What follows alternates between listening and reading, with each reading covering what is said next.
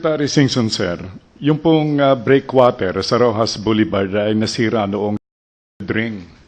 Ang sabi ng MMDA, di pa raw magagawa ito at pwedeng mabaha uli ang Roxal Boulevard hanggang Taft Avenue. Ano po ang plano ng DPWH at ano po ang timetable sa inyo pong pagkukumpunin nito? Well, sunod-sunod yung pag-uusap namin ni Chairman Tolentino at lalong-lalo na si Mayor Lim. And in fact, last Saturday, we had just a final meeting with Mayor Lim to agree on how high we should bring that seawall. No? Because right now, the seawall, the way it is constructed, hindi naka-anchor dun sa tinatawag lang armor rocks o yung mga bato. No? Nakapatong lang siya. So pagka lumakas yung water pressure o yung tinatawag na storm surge, kayang-kayang baklasin. No? Now, we already have agreed, right now the height of that seawall is only 16 inches from the pavement or from the walkway. No? Our agreement is we will bring it up to 24 inches, no? So 8 inches higher than the existing 16 inches. Now, we will also rebuild that, and this time we will anchor the seawall properly on the armor rocks, no? Yung malalaking nasa ilalim. And we will design it in such a way that merong kang curvature sa seaside para ganon pag may malakas na alon, ang hampas niya palabas, hindi yung over.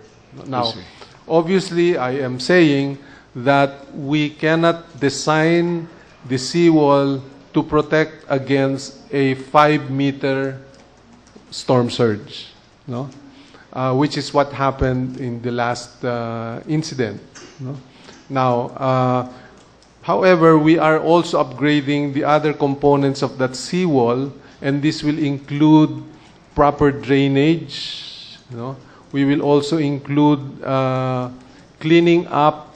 May tatlong malaking box culverts that directly drains all of the garbage from the drainage into Manila Bay. No? So we are also putting traps, garbage traps, para ganon mabawas-bawasan yung mga direct garbage that is discharged, no? Yung mga diretsong pumapasok sa drainage at nadi-discharge yan sa Manila Bay. No? So that's part of the improvements that we will be doing.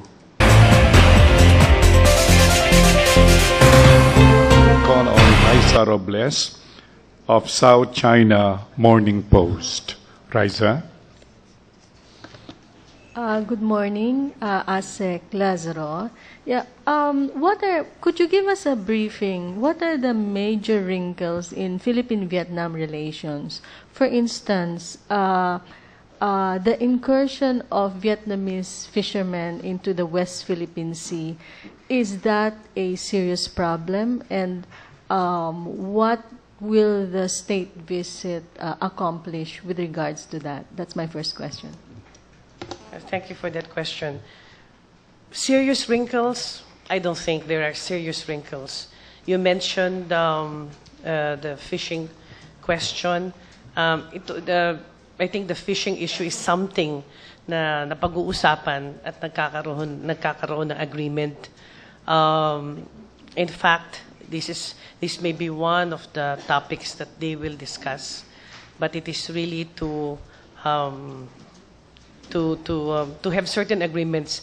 Just to inform you, meron ho tayo kasing memorandum of, kagaya na sinabi ko tungkol sa plan of action, memorandum of agreement also on fisheries cooperation.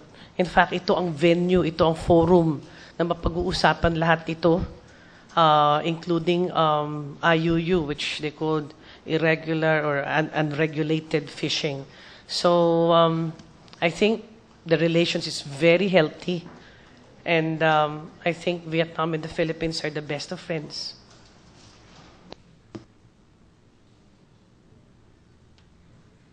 Is there a possibility that a Vietnamese oil exploration company might do a joint venture in the Reed Bank?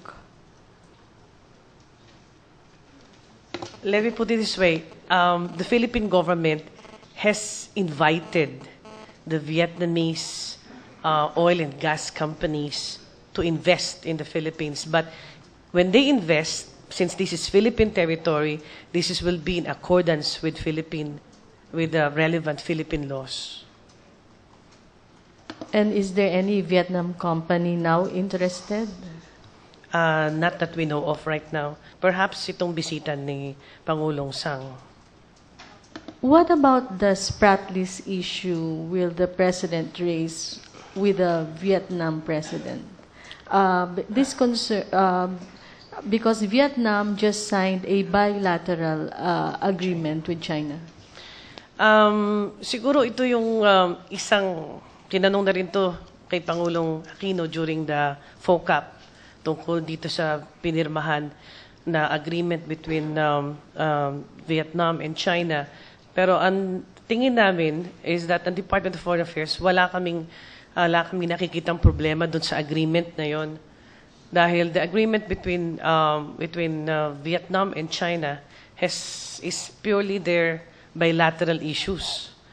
However, makikita nyo rin sa agreement na yun na pagdating dun sa mga marami nagkiklaim or with various claimants in the region, naniniwala ang Pilipinas at ang Vietnam na tatlo lang naman ang punto dyan. Una, it will be a peaceful resolution of the issue. Second, that it will be rules-based, meaning international law, especially the law of the sea, the UNCLOS. And the third one, that it will be a multilateral approach.